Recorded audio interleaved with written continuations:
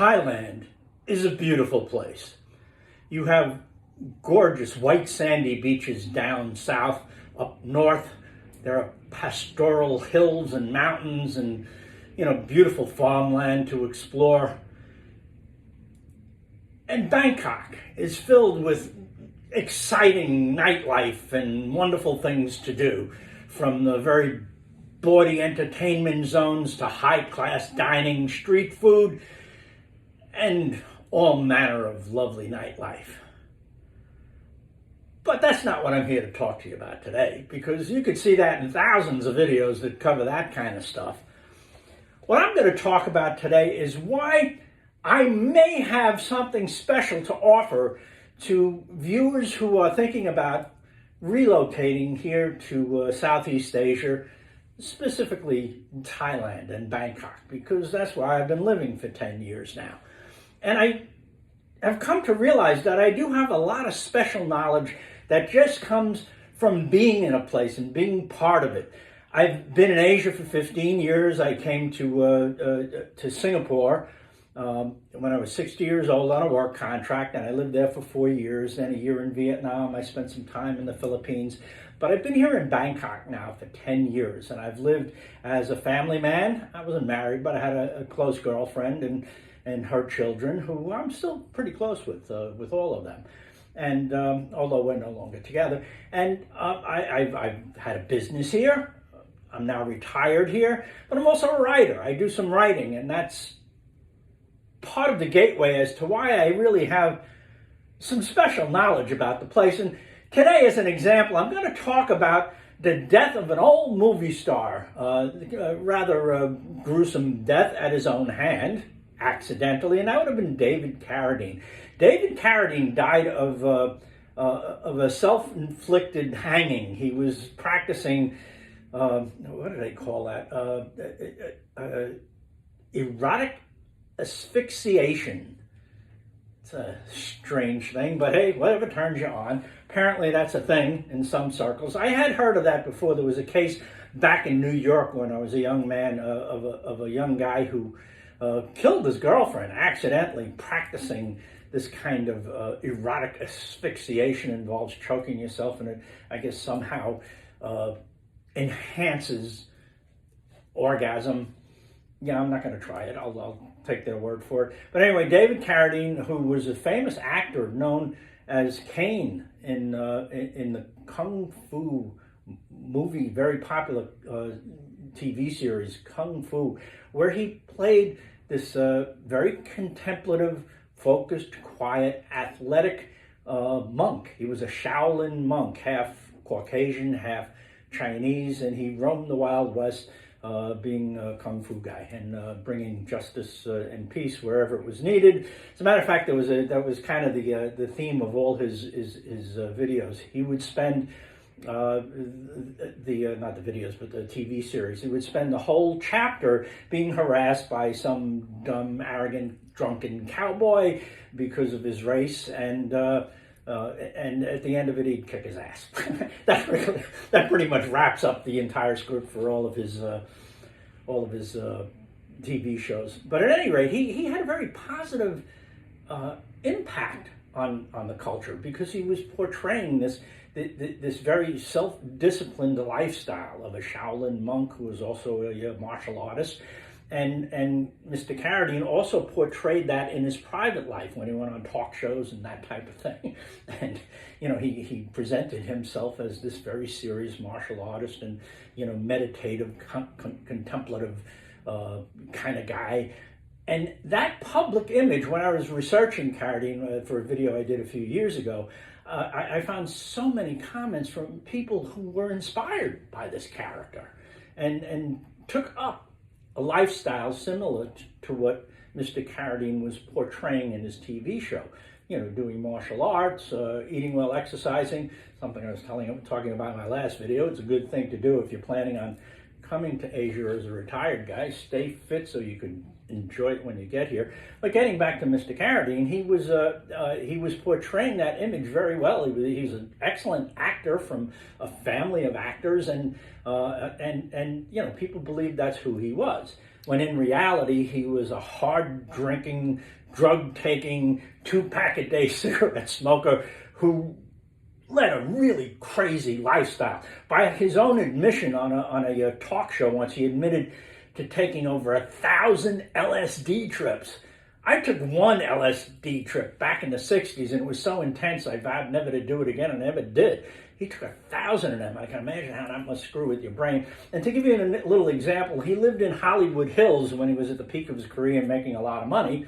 And he wound up naked in a neighbor's house playing the piano with his hands bleeding all over the keyboard because he had broke into the house by punching his way through a glass window. Yeah, that's I understand from people I know that live in Hollywood Hills that, you know, that kind of crazy behavior amongst the Hollywood elite is not so unusual. And that was kind of buried, but he was arrested, and so there is a record of it. But anyway, Mr. Carradine came here. By the time he was 72, he had run out of money again. People who live that kind of lifestyle tend to burn through their money quickly, and that was a pattern of David's. The information I'm giving you, by the way, I got from a book that his wife wrote, and she seemed to love him. She wasn't like trashing him. She was just talking about who he was and what he did. And when he got here, he was 72 years old, and he needed the money, and that's why he was doing this particular movie for some French grade B filmmaker, and he was just here trying to make the money, and he was participating in this autoerotic asphyxiation, and he killed himself, and he died. Why am I going down that whole road when I'm talking about how I might have valuable information for you if you're coming here to Bangkok? It's because the FBI agent that investigated that tragedy for the Americans, I mean, the Thai police are the ones who handled it, and they did a good job too. They knew he was a celebrity. There were a whole lot of conspiracy theories surrounding it, so they made sure they documented everything they did. And this FBI agent with the U.S. Embassy, that's called a LEGAT, that L-E-G-A-T, that's an acronym for a legal attaché. And the FBI legal attaché, who was assigned to that, a guy named John Snadowski, has retired from the FBI, and he just wrote a book about all of that. And I'm hoping to interview Mr. Snadowski soon. I think that's the right way to say his last name. Let's just call him John. I'm hoping to interview him soon. He's going to be at the Foreign Correspondents Club of Thailand, where I hope to get a few questions into him. But at any rate, he wrote this book about that investigation and many, many other things. And I learned about John through my connections in the nightlife of Thailand. A friend of mine who runs a bar was talking about this circle of people that John is a part of. I don't want to go into too much detail because I don't want to give my friend to the bar. You know, I don't want the people that go there to stop going there. But you know, he was talking about that, and it kind of tipped me off as to the huge presence of FBI people here in Bangkok. And I wrote a whole bunch of stories about that I'm not going to talk about here. I'll link those stories down in the description. They're serious stories, and they don't go well with the kind of video making I'm doing here. But what it does is it opens up for me this pathway into what's going on in Thailand and in Bangkok. By the way, they're probably going to make a Netflix series out of the book that John wrote, the autobiography of him being a FBI legat at the embassy here and all of the things that he did. It's probably going to be a Netflix documentary series on it. So I'm privy to all of this kind of interesting information because of who I know and where I live and how I live my life here as this retired, you know, expat guy who likes to write and investigate stuff, and so yeah, that's a good reason for you to watch my videos.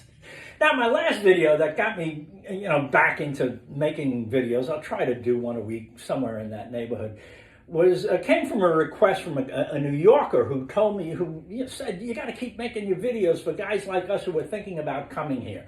And I did make a video, my last video for him, and it wasn't really complimentary to him because I kind of told him he needs to take care of his own life where he is back in New York before he should come here. You know, this is not a panacea. This is not a place to come to where your life will just magically be perfect if your life sucks to begin with. You got to get in shape, stay in shape, have enough money to live on. I mean, this is just part of the world. But Bangkok is a really, really interesting, exciting, and lovely place to spend your retirement years if that's what you want to do. So, keep watching my videos. As for the advice that I gave this guy, we were talking mostly about relationships in that last video. They can be summed up in like a 20-second short video that I'll put at the end of this that really sums up all the information you need to know about how to approach dating here in Thailand. You can compress that into a very short statement. In the meantime, I'm going to keep making videos and writing and, trying to develop an intuitive notion of where things are going here in Southeast Asia, focused on Thailand, because things are changing a lot here. I'll give you an example.